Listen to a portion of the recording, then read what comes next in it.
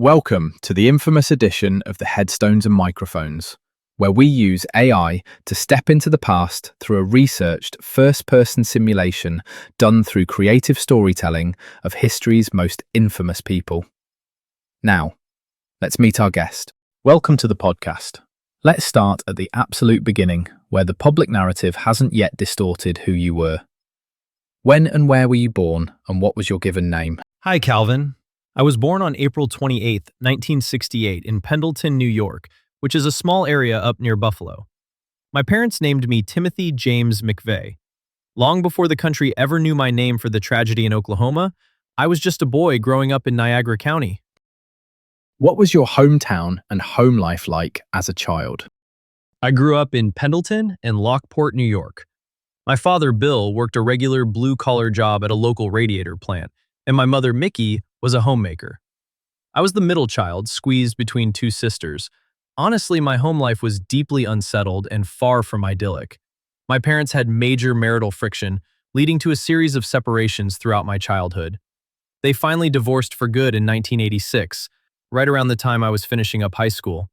I ended up living mostly with my father after they split, which left me feeling pretty detached. Was there a story behind your name, or a nickname that stuck with you? To my family, I was just Tim. But back in my school days, the neighborhood kids gave me a nickname that really stung. They called me Noodle. I was a very scrawny, thin, and non-athletic kid, and that name became a constant reminder of how vulnerable I felt around the other teenagers. What were you like as a child, and how many years of schooling did you actually attend? I was a pretty introverted, disengaged, and quiet kid who kept to himself. I attended the local public schools in New York and graduated from Star Point High School in June of 1986. While I did pretty well on standardized tests, the social scene at school held absolutely zero appeal for me. My only real extracurricular activity was track. After graduation, I spent a very short period trying out a local business and computer college in Buffalo, but I slacked off and dropped out after just a brief stint to take on short-term security guard jobs. What's a decision that changed everything for you, but felt small at the time? In May of 1988, I made the choice to enlist in the United States Army. At the time, it felt like a practical way to find structure, develop my interest in guns, which my grandfather had sparked years earlier, and build a career. I did well initially, rising to the rank of sergeant and operating a Bradley fighting vehicle during the Persian Gulf War. But that decision to join the military is what exposed me to tactical combat, introduced me to associates like Terry Nichols and Michael Fortier, and ultimately sowed the seeds for my total radicalization against the government. Let's talk about your early run-ins with the law. Before the world knew your name for your most infamous actions, what was your very first arrest or interaction with law enforcement? And what were the consequences? I didn't have a typical juvenile record or a string of minor arrests before the bombing.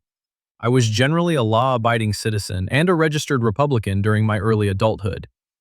My absolute first major interaction with law enforcement happened on the morning of April 19, 1995, just 77 minutes after the explosion. I was driving away on the highway when a state trooper pulled me over for a traffic offense because my car was missing a rear license plate. During the stop, the trooper discovered I was carrying an illegally concealed handgun and arrested me on the spot, which landed me in a local jail before the feds even realized who I was. At what moment did you realize your name would never be forgotten? It was within 48 hours of that traffic stop. While I was sitting in that local jail cell on the gun charge, the Federal Bureau of Investigation connected my name to the rental truck used in the attack. The media frenzy exploded nationally and globally, plastering my face across every television screen and newspaper front page in America as the prime suspect in the worst domestic terrorist attack on American soil. Seeing the absolute scale of the national panic made me fully aware that my name was permanently etched into history. Did fame make you more dangerous? Or did it simply expose who you already were? The public notoriety didn't change my actions because I was already captured by the time the full scale came to light. It simply exposed the depth of my extreme anti-government ideology. The national attention stripped away my identity as a quiet Gulf War veteran and exposed a calculated operative who viewed the federal building as a symbol of tyranny, defending the attack as a legitimate tactical strike against what I perceived as a tyrannical government. Who do you believe betrayed you first? A person, society, or your own instincts? I was betrayed by the people I trusted within my own inner circle. During the federal investigation, my old Army buddy Michael Fortier agreed to cooperate with the prosecution. He took the witness stand and delivered key testimony against me, detailing our private conversations, our planning, and the scouting trips we took. His betrayal, along with the paper trail from the rental truck, completely sealed my legal fate. What was your most unique habit or a random fact about you that would surprise people? People are always surprised by my intense, lifelong hatred for bullies, which actually shaped my entire political worldview. I attributed my deep resentment of authority to the early beatings I took on softball diamonds and the humiliating swirlies in flushing toilets I endured from high school bullies. In my mind, I eventually grouped the overreaching federal government into that exact same category of a bully that needed to be stood up to. What did the public never understand about the pressure you were under at the time? The public never understood the intense, suffocating pressure of the pre-trial confinement conditions. I was kept in a small 15 by 15-foot cage with a security camera monitoring me 20 hours a day and a guard sitting just a few feet away.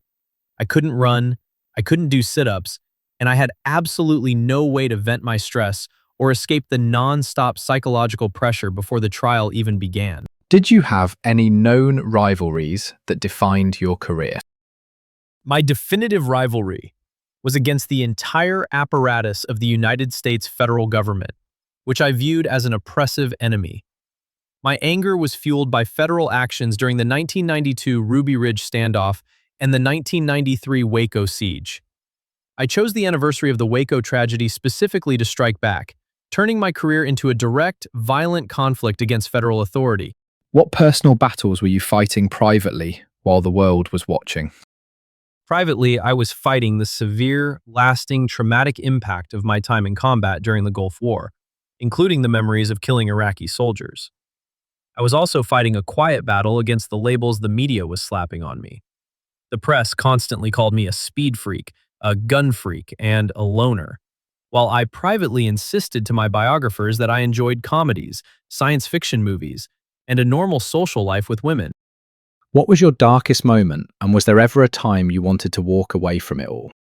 The darkest moment was sitting in that federal cage, realizing that 90% of what the public believed about me was being driven by unverifiable, bogus leaks to the press. Knowing that the system was completely closing in on me and that my chances for an objective trial were slipping away in the midst of the media circus was a very heavy, isolating reality. What truth was hardest to escape when you were alone at night? The hardest truth to escape was that my actions had taken the lives of 168 people, including 19 children. While I tried to rationalize the bombing to my biographers as a calculated political tactic, alone at night in a maximum security cell, the sheer reality of that destruction and the weight of the federal death penalty were impossible to block out. When the law finally closed in, how exactly were you brought to justice? Walk me through the final arrest, the charges that ultimately stuck, and the legal outcome of your trials. After the FBI identified me in custody, I was formally indicted on federal charges, including the use of a weapon of mass destruction and the first-degree murder of 8 federal employees. My trial took place in the spring of 1997. After 23 hours of deliberation, the jury found me guilty on all 11 federal counts on June 2, 1997. Following a sentencing hearing, the court sentenced me to death. In December of 2000, I made the choice to drop all of my remaining legal appeals, allowing the execution date to be set. What's the craziest rumor ever told about you, and what part of your story has been exaggerated the most? Early on, the media and investigators tried to rumor that I was deeply embedded in a massive, structured underground web of international or neo-Nazi terrorist organizations. While I certainly read extreme right-wing literature like the Turner Diaries, the reality was much more localized. The crime was carried out primarily by just Terry Nichols and myself, rather than some grand, sweeping global conspiracy. What is the biggest misconception people have about your life? The biggest misconception, as I told Time magazine during my interviews, was the label that I was a total loner who couldn't function in society.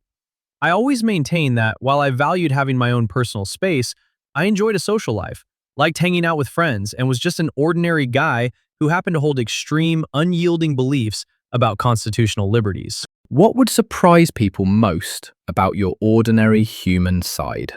It would surprise people to know that, despite my total break from the government, I was raised in a traditional Roman Catholic household, attended Mass regularly with my father, and was formally confirmed at the Good Shepherd Church in Pendleton in 1985. Even though I later identified as an agnostic, I chose to take the last rites administered by a priest right before the end. When, where, and how did you pass away? I passed away on June 11th, 2001, at the federal penitentiary in Terre Haute, Indiana. My life was ended by the federal government through judicial execution by lethal injection. I was 33 years old. Was your downfall caused more by your own flaws or by the world changing around you? My downfall was entirely the result of my own deliberate choices and the flaw of underestimating how a simple traffic stop would wreck my entire plan. The world didn't change to trap me. It was my own choice to drive a vehicle without a license plate while carrying a weapon that brought the entire weight of the federal justice system down on my head. What past regrets did you carry with you to the end? If you could erase one decision from your life, would you? Or was it necessary to become who you were? I did not offer public statements of regret or apologies to the courtroom. I did not write a traditional letter of confession to the public. Instead, I chose to let a text speak for me. I handed the prison warden a handwritten copy of the 1875 poem Invictus by William Ernest Henley to serve as my final statement, using those words to maintain that I was the master of my fate and the captain of my soul until the very last second. What scared you more? Getting caught, losing power, or being forgotten? Being personally discredited and having my political motives dismissed as meaningless violence scared me the most. I cooperated with biographers because I was terrified that my actions would be labeled as simple insanity rather than a deliberate political protest against federal overreach. I wanted the world to understand the exact ideology behind the bomb. When you look back now, do you see yourself as the villain, the hero, or something in between? The American public, the courts, and history books permanently recorded me as a cold-blooded domestic terrorist and a villain. I viewed myself as a patriot operating under the principles of the Founding Fathers, sacrificing my life to strike a blow against tyranny. I am a stark example of how deeply a man can be consumed by ideology, permanently fixed as a monster in the eyes of the nation. Do you have any closing remarks about the interview or the stories you shared that you would like to share with the listeners before signing off? I faced the consequences completely on my own terms. Thank you for the dialogue, Calvin. And that wraps up another conversation from Beyond the Grave. Thanks for joining us on the Headstones and Microphones podcast. Remember, do better with the life you have been given and choose to do good in this life. Please help spread the word by sharing and following the pod.